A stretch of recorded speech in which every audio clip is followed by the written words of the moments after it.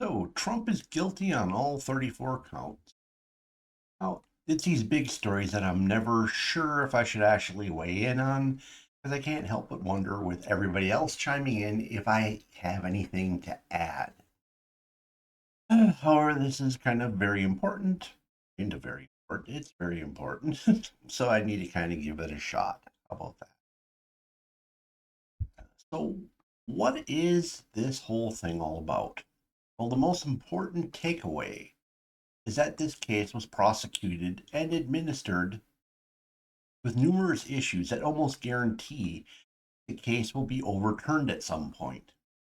The fact there were so many egregious errors and the case had to happen now before the election indicates that those behind the case didn't actually care about the judicial outcome. They only cared about a conviction happening now. Since they don't care that the case will almost certainly be overturned, there has to be ulterior motives. The Trump trial was primarily for the purposes of adding an extra icky layer to President Trump in order to scare away low information white female voters from voting for him. Why do I think that? First, the trial went through the completely unnecessary step of having Stormy Daniels testify. Trump admitted in advance that the NDA had been signed, so there's no proof of the existence of the NDA or why it was signed that was required. They didn't need to talk about that because it was already an accepted fact by both sides. The other thing is the trial was memed with the term hush money to make it sound salacious when non disclosure agreements are pretty well known and normal things. The term hush money was used to make the process of the NDA sound illegal and, more importantly, unsavory.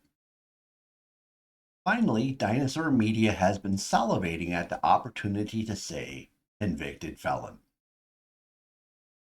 Many people, most specifically mousy Karen housewives, are oblivious to how easy it is to be declared a felon and that the bulk of felonies are in fact nonviolent. I believe there's a possibility of a secondary goal in mind. Media may be hoping to trigger a violent event. Why? Well, if megas are out there causing violence, well, obviously the election might be in danger.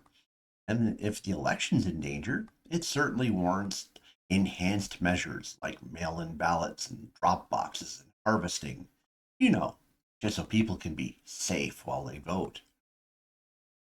So there are different things we can derive here. First, it's an indicator that the establishment might be a little bit more unstable than the last time I spoke about the stability of the establishment. Uh, the fact that there's a potential for instability is problematic. I'm not guaranteeing or saying it absolutely is a fact. It's what they're flashing. It's what's being indicated. That may be deliberate. It may be unintentional. It may be really happening.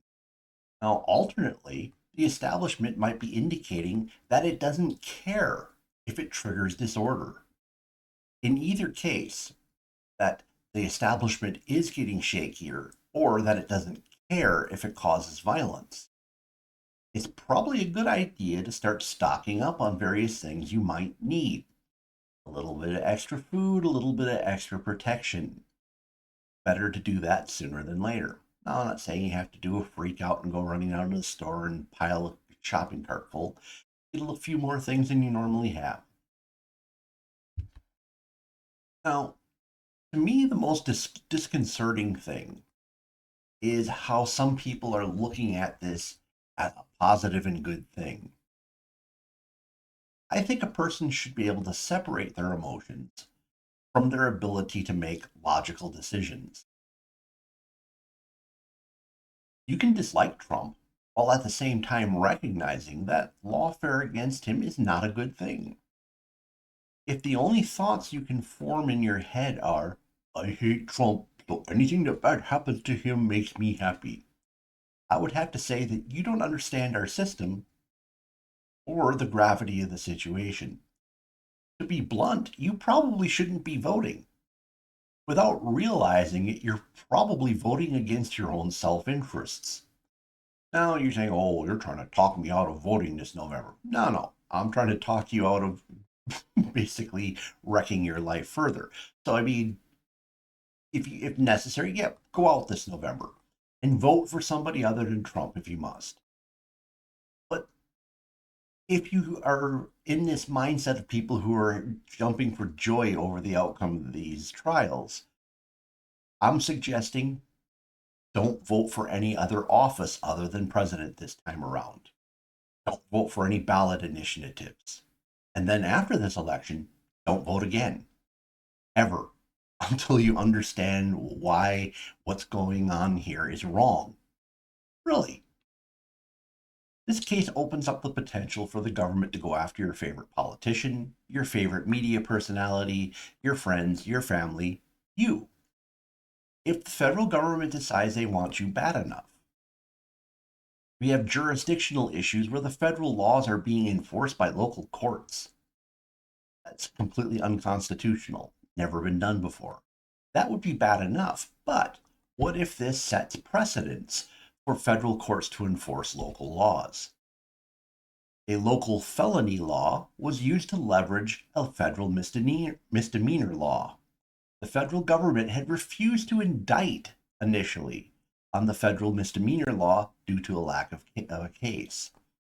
The defense denied the right to present exculpatory evidence.